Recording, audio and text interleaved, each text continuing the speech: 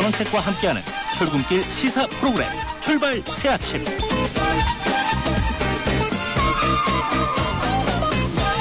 현직의 출발 새아침 3부 순서 시작합니다. 교통 상황 알아보겠습니다.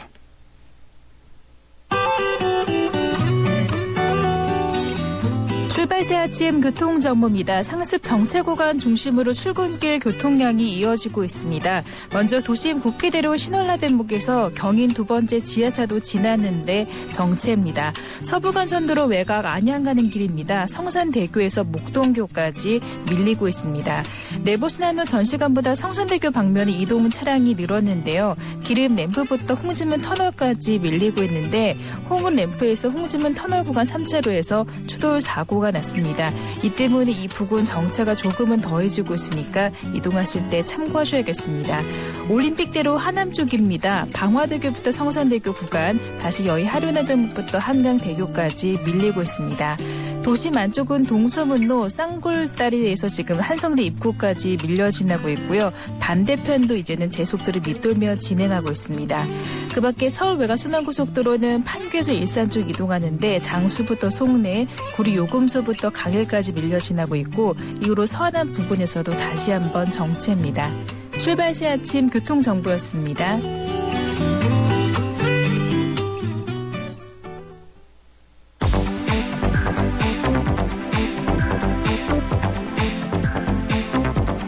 이 시간 주요 경제 소식, 경제 뉴스 브리핑.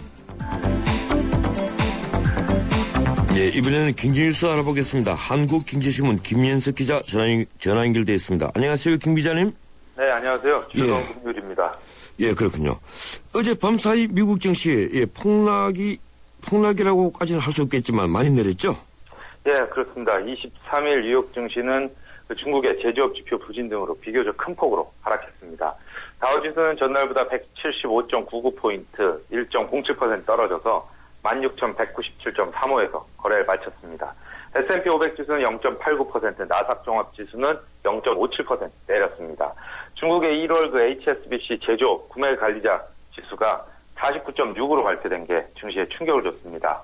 이는 지난해 8월 이후에 최저치면서 반년 만에 처음으로 경기 위축을 의미하는 50 미만으로 떨어진 겁니다. 미국의 경제지표는 엇갈렸습니다. 지난주 신규 실업수당 청구 건수는 전주보다 1,000건 늘어서 32만 6천 건을 기록했지만 시장 예상치와 부합했고요. 12월 기존 주택 매매 건수는 전월보다 0.1% 증가했지만 기대치에 미치지 못했습니다. 또 12월 경기 선행지수는 전월보다 0.1% 올랐지만 1월 제조업 구매관리자 지수는 전월보다 떨어졌습니다. 요 사이는 어떻게 우리 증시가 미국 증시를 선도하는 것 같아요. 우리가 내리면 미국이 내리고 우리가 오르면 미국이 오른 것 같고요. 어떻습니까? 이쯤 되면 양적 완화 축소, 이 테이퍼링 재검토 해야 되는 것 아닙니까? 그 정도는 아니고요. JP 모건 오늘 최고 공양자들도 미국 경제에 전반적인 온기는 있다 이렇게 말을 했습니다. 그런데 그런 게 확실하게 드러나려면 조금 더 시간이 걸릴 것으로 예상됩니다. 그렇군요.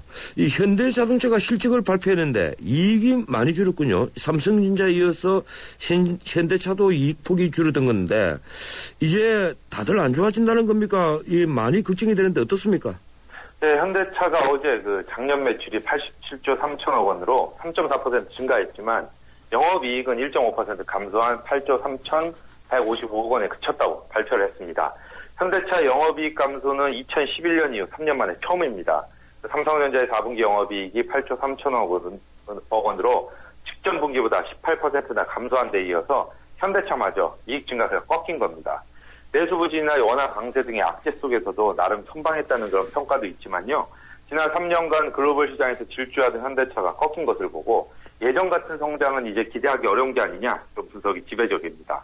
한국 경제 전반에 대한 우려도 제기되고 있습니다. 이들이 실적 부진을 이유로 투자나 고용을 줄이기라도 한다면 경기 전반에 침체가 나타날 수도 있습니다. 삼성전자, 현대차 이 두 회사가 어려워지니까 지난해 4분기 우리나라 경제 성장률이 다시 1% 미만으로 아래로 떨어졌어요. 네. 어제 한국은행이 우리나라 4분기 성장률을 0.9%로 발표를 했습니다. 지난해 1분기 0.8%였다가 2분기와 3분기에는 각각 1.1%로 회복했었는데 다시 줄어든 겁니다. 주요 원인은 세수 부족으로 정부 투자가 감소한 게 원인이고요. 이 여전히 수출이 우리 경제를 지탱했습니다. 삼성전자, 현대차가 부진으로 수출마저 꺾인다면 앞으로 더 떨어지겠죠. 예, 다음 달부터 월급에서 미리 떼는 이제 원천 징수액이 달라지죠? 예, 개정된 세법이 발효되면서 다음 달부터 월소득 600만 원이 넘는 근로자라면 월급에서 원천 징수되는 세금도 늘어나게 됩니다. 1인 가구라면 매달 51만 원에서 54만 원으로, 4인 가구라면 37만 원에서 40만 원으로 매달 3만 원씩, 한 해 36만 원을 더 떼어갑니다. 소득이 많을수록 원천 징수도 증가해서 월소득이 700만 원이면 한 해 72만 원, 또 1000만 원의 경우에는 1억 원의 경우에는 132만 원 내게 됩니다. 반면 소득이 600만 원보다 적다면 원천 징수액은 그대로거나 오히려 줄게 됩니다. 다만 이는 원천 징수액 기준일 뿐 최종 세금 규모는 매년 초 개인별 연말정산이 끝나야 결정이 됩니다. 또 4월부터는 해외에서 쓴 신용카드 사용액이 분기별로 5,000달러, 즉 우리 돈으로 600만 원이 넘으면 신용카드사가 관세청에 명단을 통보하도록 해서 과세 강국이 과세 자유로 사용하기로 했습니다. 예, 어쨌든 많이 버는 사람은 더 많이 내고 적게 버는 사람은 조금 줄어들고 이제 이렇게 되면 누진율이 조금 더 커지는 셈이 될 텐데. 예.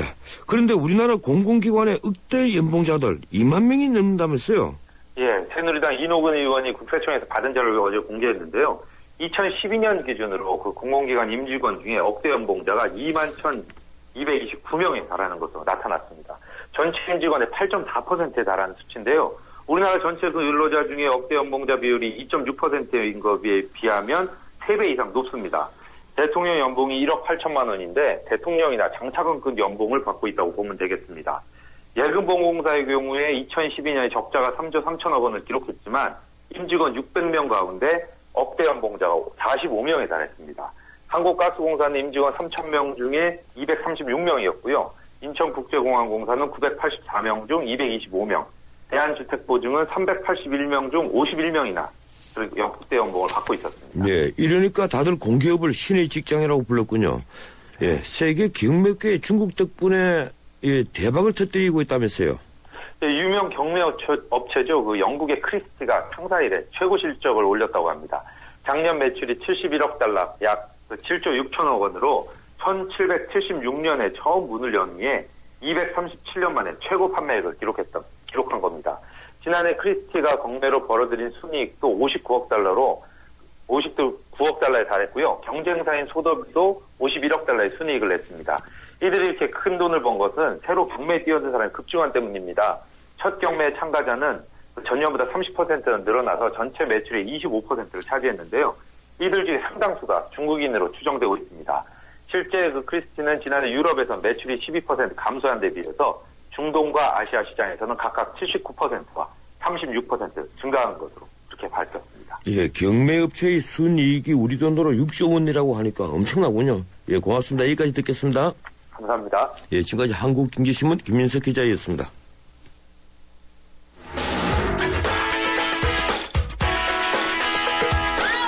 안녕하세요. 배우 손창민입니다. 매일 아침 출근길을 밝혀주는 세상살이 길잡이. 여러분은 지금 저와 함께 YTN 라디오 전원책의 출발 새 아침을 듣고 계십니다.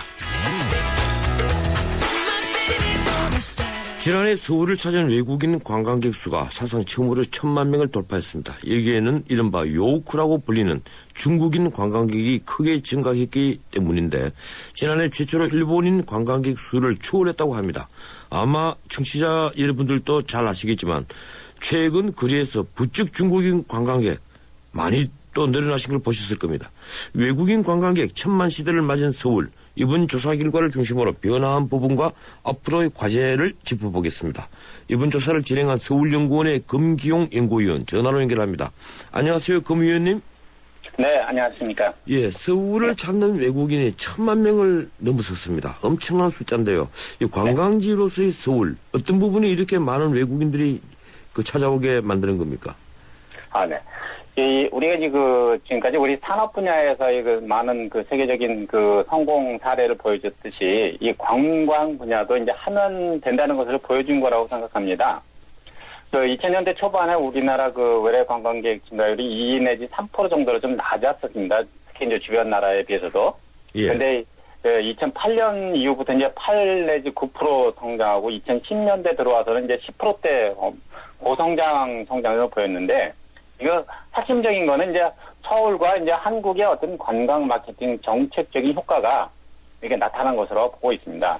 특히 이제 여기서 보는 그 의미는 그 2000년 초반에 보면 우리가 이제 그 해외 나가는 관광객들 때문에 해외 수지 적자 걱정들을 많이 했었잖아요. 예. 그런데 그때 그거를 걱정할 거라기보다는 들어오는 관광객들을 많이 오게 하면은 나가는 거 걱정 안 해도 되는 거잖아요. 예. 우리 이번에 관광객들 많이 오게 된 게 들어오는 관광객들을 많이 하려고 하는 노력의 그 결과가 여기서 나타나고 있다 이렇게 보면 됩니다. 그래서 요즘에 이제 여행 수지 걱정 별로 안 하잖아요. 예, 그러니까 네. MB 정부가 이 관광 그 진흥 이건 좀 제대로 한 것 같군요. 예, 어떻든 그렇죠. 이제 특히 이제 서울시도 굉장히 그런 노력을 많이 했죠. 예. 어떻든 그 관광객이 급증한 것은 이 중국 관광객이 많이 늘어났기 때문이다. 이런 얘기인데 이른바 네. 이 중국 관광객 요크들 이 급증한 네. 이유가 무엇입니까? 예. 저는 중국 관광객들이 많이 늘어난 게 이제 우리나라뿐만 아니라 전 세계적으로 나가는 그 중국 관광객들이 많아졌습니다. 예. 근데 그거를 이제 우리나라하고 이제 비교를 해봤을 때 이제 크게 이제 세 가지로 저를 보는데요. 특히 이제 중국 관광객들 보면 2007년 이후에 이제 급증이 많이 됐어요. 근데 그때 이후로 이제 작년까지 보면 연평균 우리나라에 온 거는 26% 정도 됩니다. 증가율이, 연평균 예. 증가율이 굉장히 높은 겁니다, 이거는.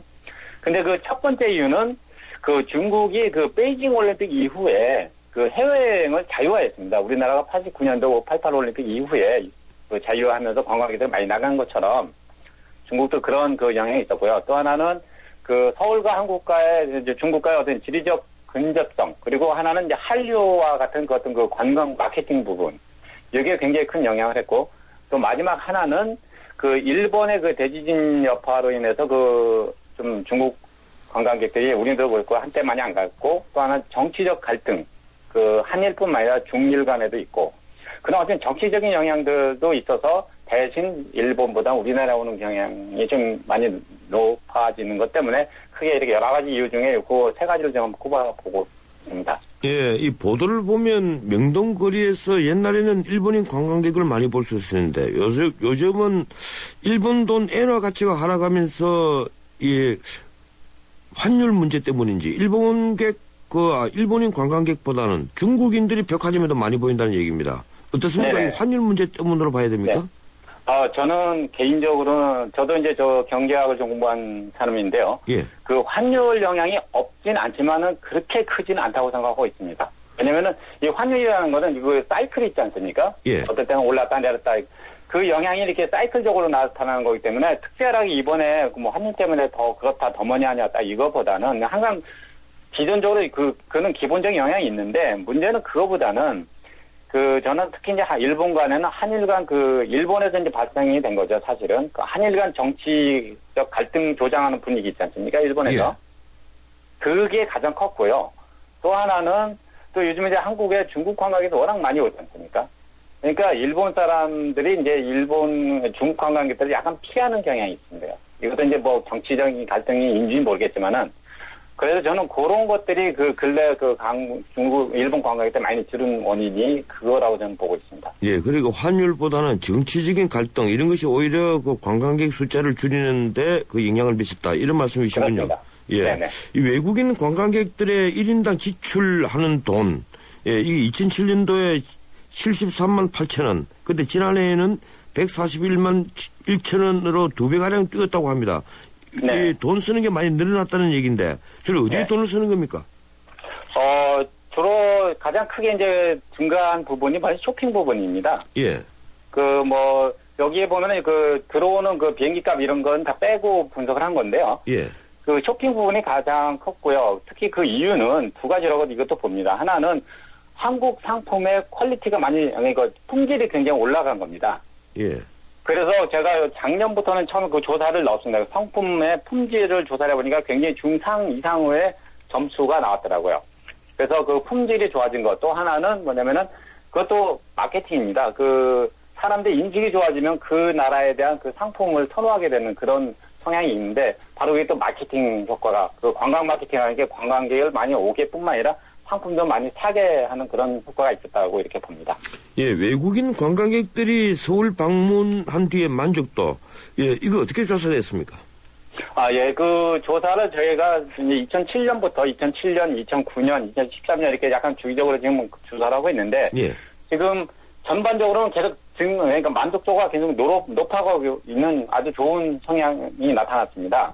근데 그걸 좀 약간 자세히 보면은 특히 이제 뭐 숙박이나 관광 안내, 교통, 음식점 같은 이게 물리적인 기초 환경 부분들이 계속 상승하고 있는데 다만 좀 아쉬운 거는 이 친절한 거 있잖아요. 친절도나 뭐 서비스 그리고 가격 문제 이런 그 약간 심리적인 환경 요소라고 제가 분석을 분류해서 조사했는데 예. 이 부분들이 조금 이제 하락된 게 조금 안타까운 부분이 이쪽에서 이제 관심이 좀 필요하다고 이렇게 분석이 되었습니다. 그러니까 주로 불만 사항은 좀 친절하지 못하다, 서비스가 원활하지 못하다, 뭐 이런 데 집중이 되고 있군요. 그렇습니다. 예. 과거 서울의 관광 명소는 주로 남대문, 동대문 뭐 이런 것이었는데 요즘은 많이 달라졌다면서요. 외국인들이 주로 어디를 가자고 합니까? 네, 그렇습니다. 이제 우리 그 뭐 보통 뭐 남대문 시장, 뭐 동대문 시장, 그 고궁 이런 데가 아주 전형적인 우리 전통적인 관광 유명지 관광지 있는데 요즘은 그 뭐 명동이나 그 인사동 그 전통적인 부분에서 그 외에는 좀 방문율이 얘네 상위권 그 증가 관광지들이 좀 줄어들고 있습니다. 대신에 그전에 하위권에 있던 뭐 홍대 주변, 예. 뭐 북촌, 삼청동, 청와대 일대 그리고 강남의 그 신사동 가로수길이나 압구정 그리고 강남역 일대 그렇게 요즘은 이제 젊은이들이 많이 가는 그러고 요즘 한국 사람들 많이 가는 곳들이 중국 특히 외국 관광객들도 요즘 급증하고 있더라고요. 예, 마치 우리가 일본 동풍에 가면 뭐 긴짜나 시부야 하라주쿠를 가보자 하는 거와 마찬가지군요. 맞습니다. 예.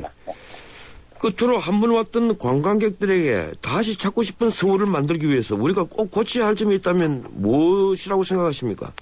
예. 저는 이번 그 조사 결과에서 가장 중점 부분이 이제 그 어떤 그 양적 성장은 지금까지 그 정책 노력으로 잘 해왔다고 생각이 되는데 앞으로도 추가 성장을 하기 위해서는 그 어떤 외형적인 것보다는 내적인 특히 이제 우리의 그 어떤 그 관광객들을 맞이할 수 있는 그 어떤 의식이나 이런 아까 말씀드린 그 친절도 이런 것들이 의외로 안 좋게 나왔습니다. 예. 생각보다.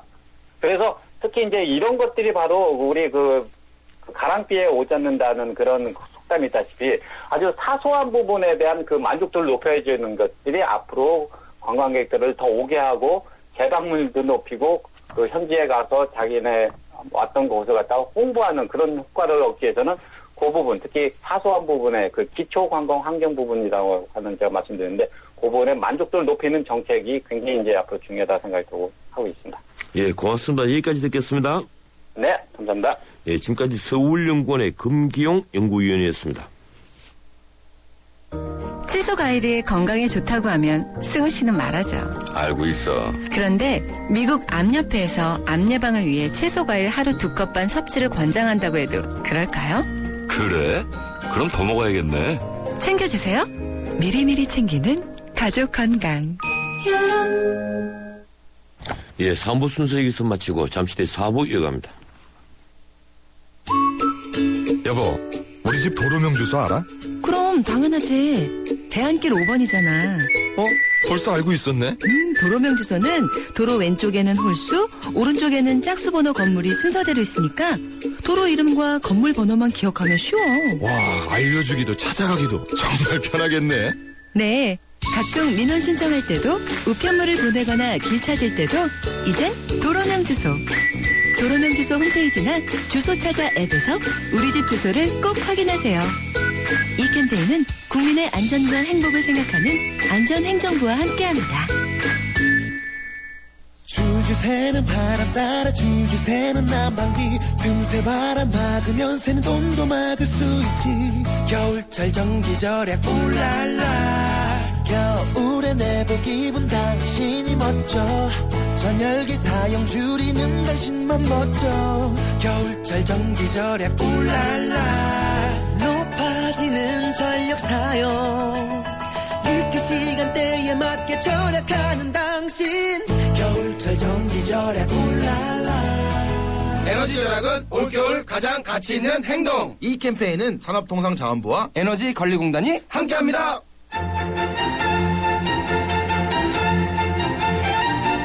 출근길 정통 시사 라디오 프로그램 YTN 라디오 전원책의 출발 새 아침. 예, 지는책의 출발 새 아침 4부 순서 시작합니다. 광고 2개만 듣겠습니다. 하이마트 무한만족팀 뭐 좋은 아이디어 없나? 그렇다면 하이마트 신년 축하 사은 대잔치 풍성한 사은품과 최고 200만원 캐시백, 최고 24개월 카드 혜택을 1월 10일부터 26일까지. 자세한 내용은 매장에 문의하세요. 전자제품 살 땐 하이마트로 가요. 순수하지만 깊게, 부드럽지만 진하게, 우유에 꼭 맞는 로스팅으로 더 깊은 커피향. 역시 맥심이죠.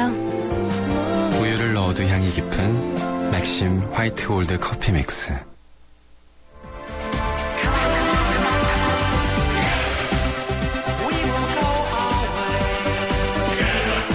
안녕하세요. 꼴꼴꼴의 신문선입니다. 페어플레이가 돋보이는 정통 시사 프로그램. 여러분은 저와 함께 YTN 라디오 전원책의 출발 새 아침을 듣고 계십니다.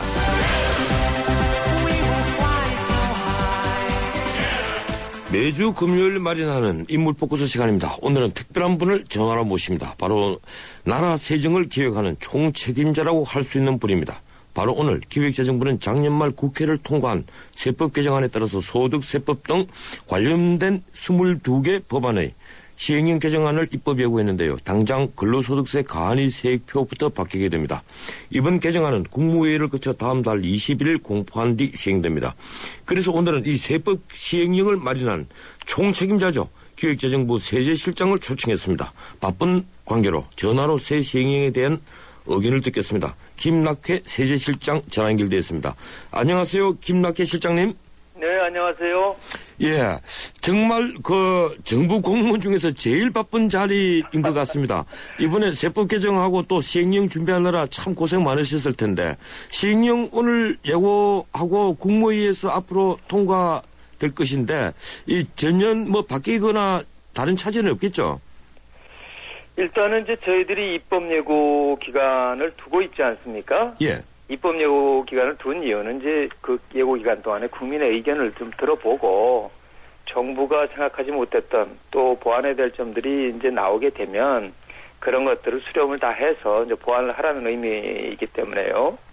일단 입법 예고 기간 중에 이제 여러 가지 의견을 수렴을 해서 거기서 혹시 좋은 의견들이 나오면 반영을 하고요. 그렇지 않으면 정부한대로 그렇게 이제 통과를 하도록 그렇게 할 예정입니다.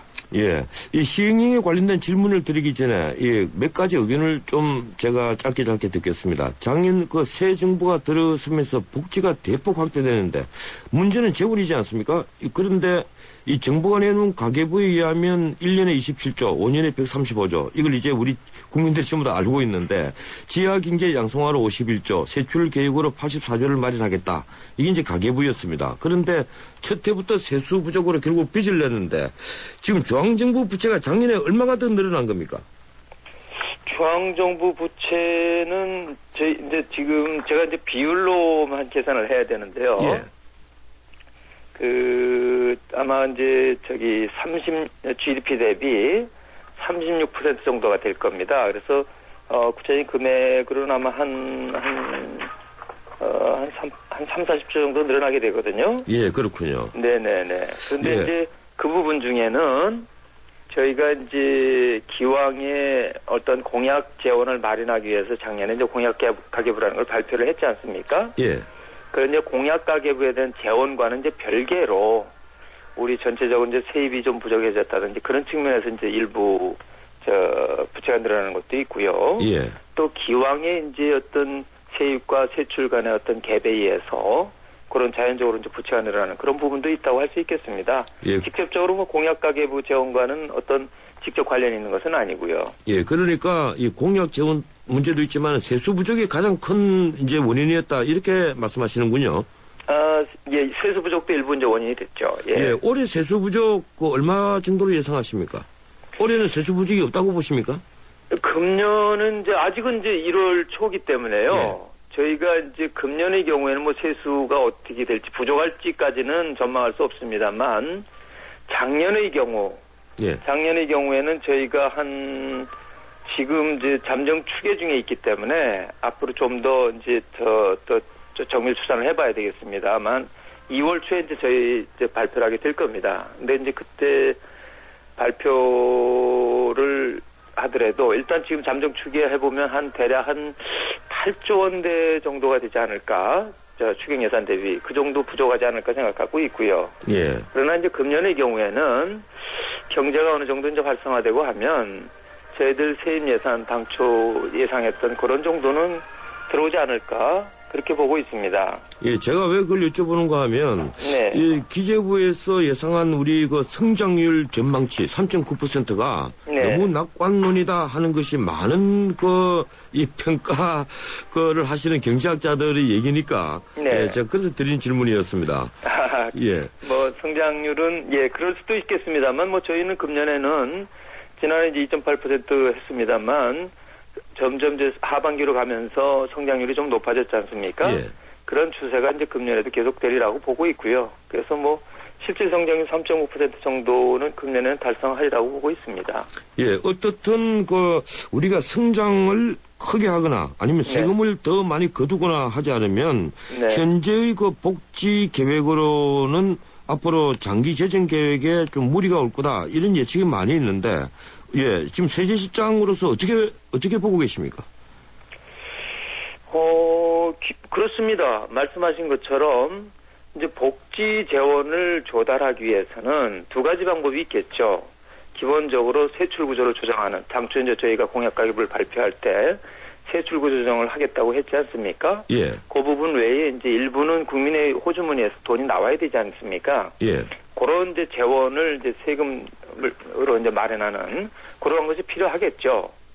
그런데 이제 이런 이제 세금을 마련하는 방법, 작년에 이제 공약가계부를 저희들이 발표를 하면서 그 지하경제 양성화라든지 비과세 감면을 통해서 아까 우리 전원책 저 진행자께서 말씀하신 것처럼 한 51조 원 정도를 예. 그 박근혜 정부 5년 기간 동안에 마련하겠다고 했지 않습니까? 예. 근데 이제 그 중에는 이제 비과세 감면을 통해서 대략 한 18조 정도가 이제 마련되도록 되어 있습니다. 그래서 이제 작년에 저희가 이제 각종 비과세 감면을 줄이기 위한 세법 개정을 했습니다. 예. 그래서 그런 내용들이 이제 차질 없이 추진된다면 저희는 뭐 그 비과세 감면을 통해서 한 18조 정도의 재원을 마련하는 것은 충분히 가능하다라고 보고 있고요. 다만 지하경제 양성화를 통해서 대략 한 27조 원을 마련하는 걸로 되어 있습니다. 예.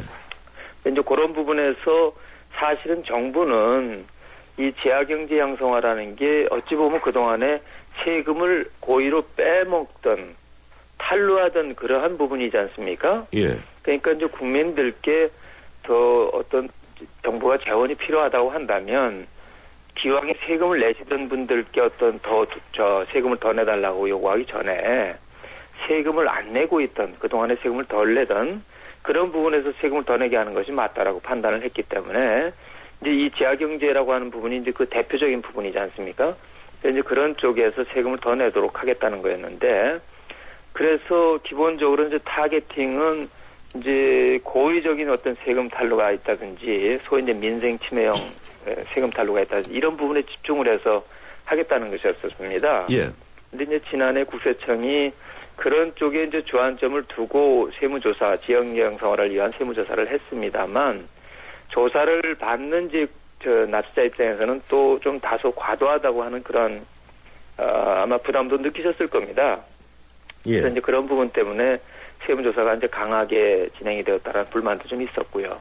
그래서 이제 금년에는 그런 부분들을 좀 더 염두에 두고 정말로 이제 지난해 저희가 세법 개정을 통해서 금융정보 분석원의 이제 각종 고액 금융 자료 같은 것들도 다 이제 국세청이 자료를 받도록 되어 있습니다. 예. 그런 자료를 좀 활용을 해서 보다 정밀하게 이제 설계를 해서 정상적으로 이제 기업 활동을 하시는 분들은 뭐 그런 어떤 세무조사로 인한 부담이 늘어나지 않도록 하면서 저희가 당초 달성하고자 했던 지하경제 양성화를 통한 재원 조달은 제대로 달성할 수 있도록 그렇게 세밀하게 세심하게 설계해서 집행해 나가도록 할 그런 계획으로 있습니다. 예. 이 제가 늘 궁금하게 생각하는 게요. 이 네. 보편적 복지를 하겠다면서 우리 세제를 이 뿌리부터 완전히 바꿔야 될 텐데 그러지는 않는다는 거예요. 예컨대 서구처럼 우리가 복지 체제를 갖추려면 이 조세 정책도 서구로 가야 되지 않겠느냐. 쉽게 말씀드리면 소비 과세를 대폭 늘리고 네. 소득세도 이제 납세자를 많이 늘려서 보편적 정세를 해야 되지 않느냐. 이런 지적들이 많지 않습니까? 어떻습니까? 네. 세법 체계 완전히 새로 짜야 되는 것 아닙니까? 일단 이제 그 소득세나 이제 소비과세 또는 이제 법인과 크게 보면은요. 예. 세금을 이제 어디에서 이제 부담하게 할 거냐 측면에 대한 접근이 필요하지 않겠습니까? 그래서 이제 예를 들어 뭐 법인 기업과세 쪽에서 세금을 더 늘려야 될 것인지 소득과세 쪽에서 더 세금을 늘려야 될 것인지 아니면 소비세 쪽에서 세금을 더 늘려야 될 것인지 이런 판단을 해야 되는데요. 기본적으로 저희들 생각은 그렇습니다. 세금이라는 것은 이제 국가 어떤 살림을 살기 위한 어떤 재원이지 않습니까? 예. 그러니까 재원 조달은 꼭 필요한 것이고요. 다만 그 재원을 조달함에 있어서 우리 이제 경제 주체들의 이제 경제 활력이 떨어지지 않도록 최소화하는 그런 노력들은 좀 필요합니다. 그러한 측면에서 본다면 법인세보다는 소득세보다는 이제 소비세를 더 좀 높이는 게 낫다라는 그런 의견들이 있습니다. 예. 정부도 이제 그런 측면에서 좀 꾸준히 그런 방향으로 노력을 해왔고요. 다만 이제 작년에 저희가 세법 개정을 하면서 이러한 원칙 하에 노력을 했습니다. 예를 들면 소득세의 경우에도 어떤 세율을 높여서 재원을 마련하겠다라는 측면보다는 소득세 과세 기반을 좀 넓힌다든지 예를 들면 소득공제에서 세액공제로 전환하는 부분이 있지 않습니까? 예. 그런 부분도 어떤 조세 부담의 형평성을 제고하는 측면도 있지만 그동안에 이제 과도하게 많이 받던 이제 공제, 감면 이런 걸 줄이는 효과도 있었던 것이거든요. 그런 식으로 이제 소득세 부담을 좀 늘려가는 그런 정책을 폈던 것이고요. 다만 이제 법인세의 경우에는 저희가 정부에서 꾸준히 발표했던 것처럼 법인세율을 직접적으로 뭐 조정하는 문제는 기업의 어떤 경쟁력 제고라든지 이런 측면에서 굉장히 큰 문제가 생기게 됩니다. 예. 그래서 정부는 그동안에 이제 기업 법인세율을 직접적으로 올리겠다는 부분들은 계속 지양을 해왔고요. 올리지 않겠다는 정책을 계속적으로 추진해 왔었습니다. 그런 측면에서 본다면 기업과세보다는 소득과세 쪽에 조금 더 작년의 경우에는 많은 좀 세금이 좀 늘어나는 측면이 있었다는 걸 말씀을 드리고 예. 기업과세의 경우에도 한 가지만 더 부연해서 말씀을 드리면 기업과세의 경우에도 지난해 이제 법인들에 대한 어떤 비과세 감면을 주임으로 인해서 그쪽에서도 이제 많은 어떤 세금의 증가가 좀 있었다. 그렇게 좀 부연해서 말씀드릴 수 있겠습니다. 예, 제가 드릴 질문에 대해서 미리미리 답변을 다 해주셨네요. 네네. 예, 이제 시간이 별로 없어서 조금 짧은 이 답변을 제가 부탁드리겠습니다. 네네. 예, 지금 그 빈부격차 이 갈등이 굉장히 심한데 네. 이번에 그 세금 안 올린다 이랬지만 사실 이게 소득공제를 세액공제로 바꾸는 것 그리고 또 1억 5천만 원 이상 한 거에 대해서 38%의 그 소득세율 적용하는 것 이게 사실상의 증세라고 봐야 되지 않습니까? 저는 이제 소득공제를 세액공제로 전환하는 거, 예. 요거는 이제 어떤 증세로 연결시키기는 좀 어렵다고 생각합니다. 왜냐하면 이게 이제 소득공제나 이 세액공제나 어차피 이제 감면을 해주는 부분에 속하지 않습니까? 예, 그렇죠. 그러니까 이제 감면을 좀 줄인다라는 차원에서 보면, 그건 어떤 통상적으로 얘기하는 우리 증세라는 게 통상적으로 볼 때는 세율을 좀 높인다든지. 아니면 뭐 과세표준 구간을 좀 조정한다든지 새로운 세금을 신설한다 이런 것들이 이제 통상적인 의미의 증세라고 볼 수 있는데요. 그러한 거와는 좀 거리가 있다라고 좀 말씀을 드릴 수 있겠고요. 예. 다만 지난해 이제 과표 구간이 38% 소득세 최고세율 38%를 적용받는 과표 구간이 3억에서 이제 1억 5천원으로 내려왔지 않습니까? 예. 그런 부분은 어찌 보면 이제 증세에 해당된다고도 볼 수 있는데. 이 부분은 사실은 이제 국회에서 정부안을 이제 논의하는 과정에 여당과 야당이 이제 어떤 최종적으로 정부에서 세법 개정안을 이제 타협을 해서 결정을 해야 되지 않겠습니까? 예. 그런 어떤 협의하는 과정에 이제 국회에서 어떤 타협의 산물이라고 저는 보고 있고요. 그래서 그런 측면에서 그 부분은 좀 국회 결정도 정부는 따를 수밖에 없는 것이고 존중해야 되는 것이니까요. 그런 측면에서 불가피한 점이 있었다라고 말씀드릴 수 있겠습니다. 예, 우리 국민들의 세금에 참 민감한 것 같아요. 뭐 다들 그렇겠지만 예, 연소득 3,450만 원에서 7천만 원까지 작년에 1년에 16만 원 더 받자 이러니까 지금 세금 폭탄이다. 이래서 난리가 났지 않습니까? 네. 예, 근데 이번에 그 간이세액표 제가 지금 오늘 아침에 받아본 걸 보니까 600만 원 금여자가 4인 가구인 경우에 3만 원이 더 늘어나고 근데 고소득자는 엄청나게 많이 늘어나는 것 같아요. 네. 이렇게 되면 빈부격차가 좀 줄어든다고 봅니까? 어떻습니까? 미국이나 일본, 영국에 비교하면 이 진위계수 같은 경우는 어떻게 됩니까? 저희는 이제 사실은 그런 측면을 좀 고려를 했던 것이죠. 예. 이제 빈부격차 해소 문제는 근본적으로 세금을 통해서 하는 데는 한계가 있습니다. 예. 정부 지출을 통해서 어떤 빈부격차라든지 이런 쪽에 대한 해소하는데 주안점을 좀 둬야 되지만, 그러나 이제 세제 측면에서도 이제 그러한 보조적인 기능을 할 수는 있습니다. 대표적인 게 이제 소득세라고 할 수 있지 않습니까? 예. 그래서 이제 이번에 정부가 개편한 그런 개정안 세법 개정안의 소득세의 경우에는 연소득이 이제 7천만 원을 넘어가는 소위 이제 조금 소득이 높으신 분들을 대상으로 해서 세금이 좀 늘어나도록 그렇게 설계를 해놨습니다. 그래서 이제 그런 쪽에서 재원을 좀 마련도 하고 말씀하신 것처럼 소득 재분배의 어떤 효과 이런 부분도 좀 누리고자 하는 그런 측면이 있습니다. 예, 이번에 그 해외 카드 사용 내역 앞으로 이걸 이제 과세 자료로 쓰겠다는 건데 이 분기별 5,000달러 이상 사용자 구매 실적을 앞으로 쓰겠다는 거죠? 어떤? 네, 그렇습니다. 예. 그 부분에 대해서는 이제 사실은 이제 최근에 이제 해외 직접 구매 이런 이제 기사도 좀 있었습니다만. 직구라고 그러죠? 예, 해외 직접 구매를 저희가 염두에 둔 것은 아니고요. 예. 사실은 이제 관세, 우리가 이제 해외에 나갔다가 인천공항을 통해서 들어오지 않습니까? 예. 들어올 때 이제 해외에서 이제 구입한 물품에 대해서는 이제 구입 한도가 400불을 초과하게 되면 그 부분에 대해서는 세금을 내도록 돼 있습니다. 예. 그러니까 이제 예를 들어 1,000불짜리 어떤 물건을 해외에서 하나 사오게 되면 400불을 초과 600불에 대해서는 이제 관세라든지 부가세라든지 이런 부분을 좀 내야 되는 거거든요. 예. 그런데 그런 부분들은 이제 우리 이제 교육하시는 분들이 이제 신고를 하셔야 되는데 부분적으로 신고가 안 되는 부분도 있습니다. 그래서 이제 그런 신고가 안 되는 부분들을 이제 세관에서는 공무원들이 직접 현장에서 이렇게 샘플링을 해서 조사를 해서 누락되는 부분들에 대해서 이제 추징도 하고 있거든요.